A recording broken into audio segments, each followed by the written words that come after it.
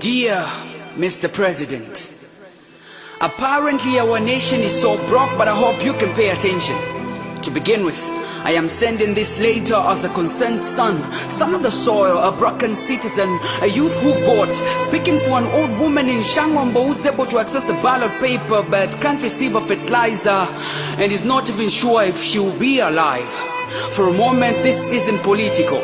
It is a letter to remind you, sir, that it's embarrassing to call you dad when we can't even cry on your shoulder. We need to address this issue. Honestly, you're the one to straighten our differences and clearly responsible for ironing out issues, but Zasco is still our major turnoff. Yes, enmity has purposely blacked out our purpose and politics has put us in a state of perplexity. But you watch us stand against our own. We are forced to apologize for protecting our dignity. Check how your ministers have stripped off the integrity of our motherland.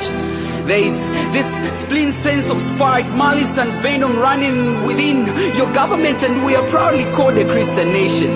Lawlessness and corruption, brokenness and deception in your administration. I still can't believe that Ruth Mbandu's blood still cries for justice. Well, they said investigations are underway, but how many more innocent young lives shall we lose? Imitikula empanga, mapenzi jibulu running peacefully expressing her political opinions. Little did she know that she was running for her life.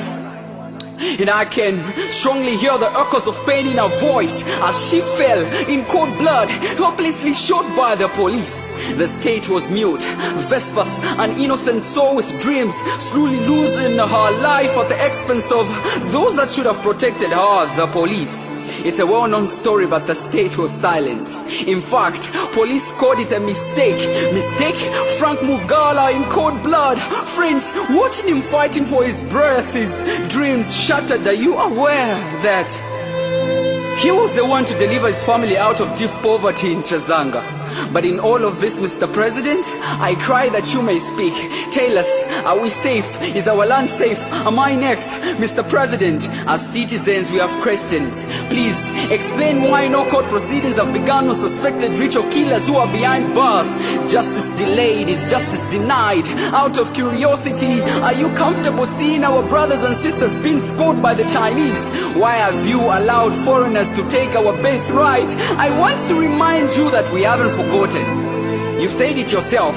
Ubomba muibala muibala. So tell me about the fire tenders, Mukula tree, the Auditor General's report, presidential jet, university meal allowances, target missing money, the unusual bond with the Chinese, load shedding, corruption, fuel prices, youth empowerment, and the 48 miracle houses.